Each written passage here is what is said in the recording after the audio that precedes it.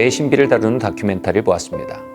사람의 뇌를 검사해보면 하루의 경험 중 위협이 되고 두려움을 주었던 사람들에 대한 기억들이 저녁까지 남아있답니다. 오랜 세월 동안 위험 속에 생존하며 인간의 뇌가 두려움에 민감하도록 발달해온 결과랍니다. 이런 의식의 왜곡이 종말론의 책 요한계시록을 읽을 때 종종 나타납니다. 머릿속엔 온통 큰 음녀의 미혹, 짐승의 표, 666, 아마겟돈 전투 이런 것만 남습니다. 그러나 요한계시록 1장 1절은 이 책에 대해 이렇게 설명합니다. 예수 그리스도의 계시라. 666이 무엇인지에 대한 계시가 아닙니다. 큰 짐승에 대한 계시가 아닙니다. 예수 그리스도에 대한 계시입니다. 그리고 요한계시록의 마지막은 그리스도의 신부된 교회와 성도들이 그리스도와 온전히 연합되는 혼인잔치에 참여하는 것으로 완성됩니다. 종말론은 그리스도와 그분의 신부된 교회가 재회하는 이야기입니다. 우리가 그리스도의 정결한 신부로 준비되어져 가는 이야기가 바로 요한계시록입니다. 그렇지만 요한계시록에는 수많은 심판의 이야기가 나오지 않습니까? 반문하시는 분들이 계실 것입니다. 그것에 대해 누군가 이렇게 설명했습니다.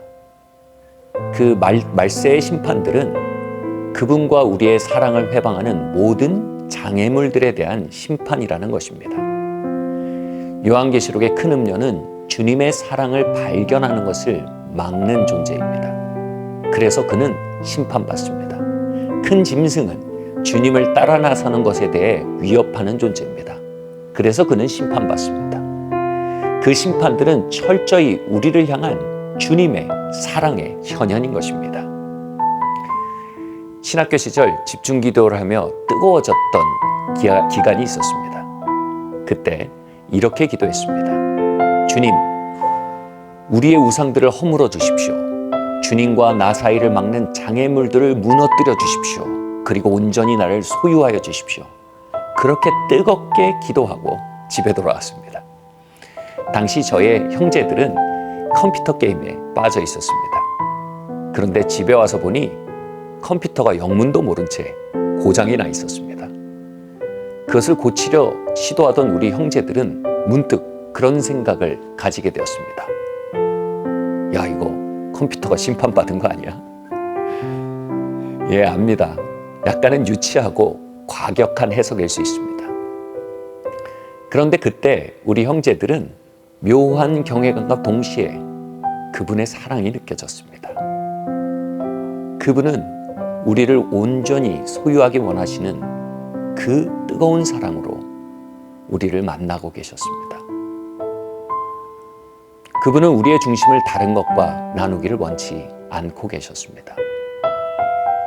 약간은 우스운 이야기를 예로 들었지만 분명히 시사점은 있습니다. 그분은 우리를 사랑하십니다. 질투하시기까지 뜨겁게 사랑하십니다. 그분은 우리를 음란과 나누기를 원치 않으십니다. 우리를 탐욕이나 중독과 나누기를 원치 않으십니다. 그분의 심판은 그 뜨거운 사랑의 현현인 것입니다. 그것은 형벌이 아닙니다. 거절이 아닙니다. 뜨거운 사랑입니다. 그것은 두려워할 일이 아닙니다. 그것은 우리가 주목하고 갈망할 주님의 사랑의 또 다른 표현인 것입니다. 큰 음료도 적그리스도도 큰 짐승도 짓밟아버리고 우리에게 전진해 오는 그 뜨거운 사랑, 그것이 종말론의 이야기의 주인공인 것입니다.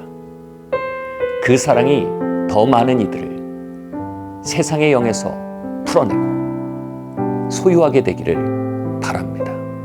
그 사랑이 대적들을 멸하고 당신의 백성들을 더욱 온전히 소유하기를 기대합니다. 그것이 마지막 때를 향해 우리가 가져야 할 기대이며 갈망인 것입니다. 아멘. 주 예수여 속히 오시옵소서.